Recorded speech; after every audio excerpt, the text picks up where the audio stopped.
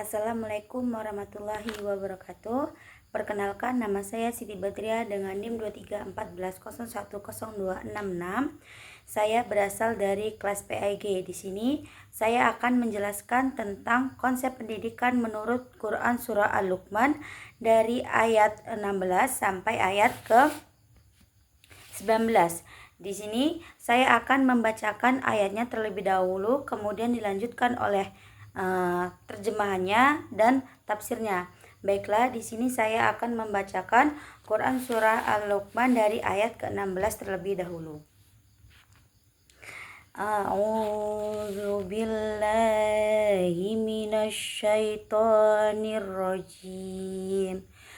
Bismillahirrahmanirrahim.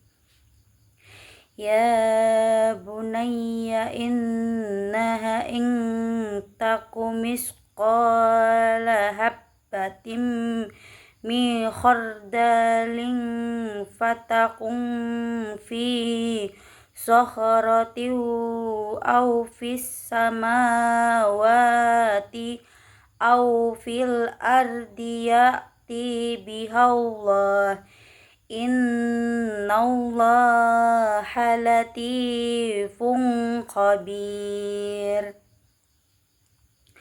Ya bunayya aqimis sholata wa'mur bil ma'rufi wanha 'anil munkari wasbir 'ala ma asabak.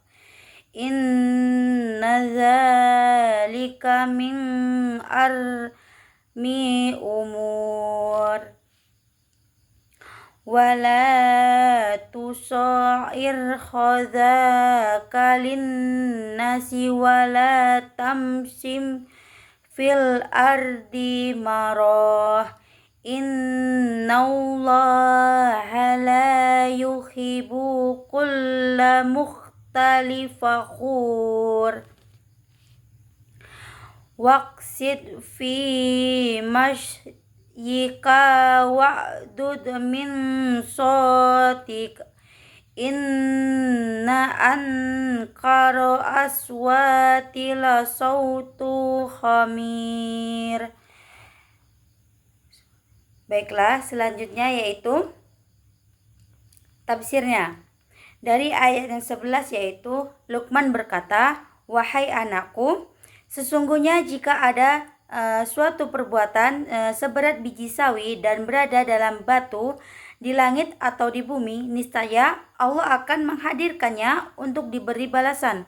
Sesungguhnya Allah Maha lembut lagi Maha teliti."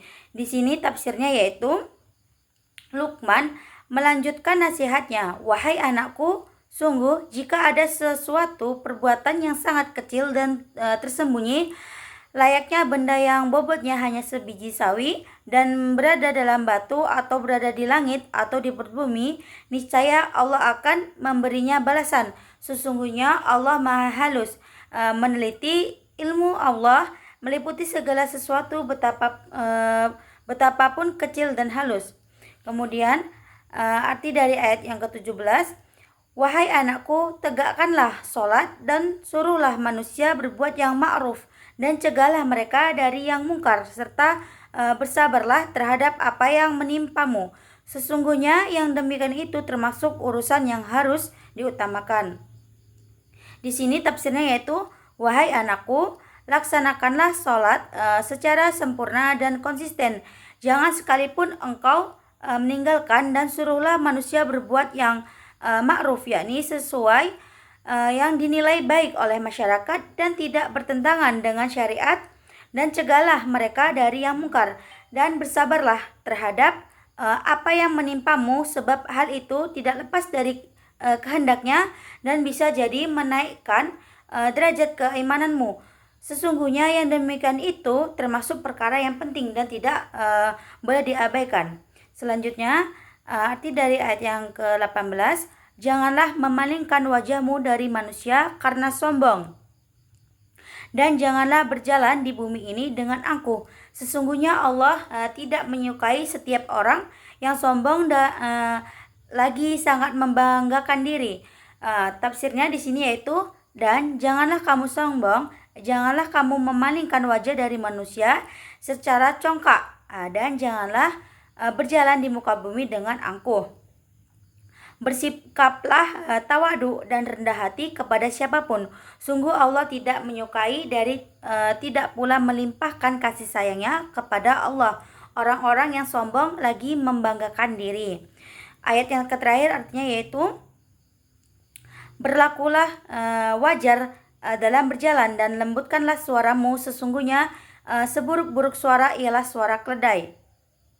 Di sini tafsirnya yaitu, dan jika engkau melangkahkan kakimu, sederhanakanlah dalam berjalan, jangan terlalu cepat atau terlalu lambat, dan lunakkanlah suaramu ketika sedang berbicara agar tidak terdengar kasar seperti suara keledai, karena sesungguhnya seburuk-buruk suara ialah suara keledai.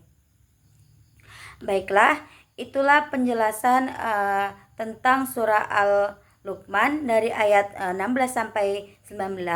Jika ada kata-kata yang salah ataupun penafsiran yang salah, mohon maaf. Wabillahi taufik wal hidayah. Wassalamualaikum warahmatullahi wabarakatuh.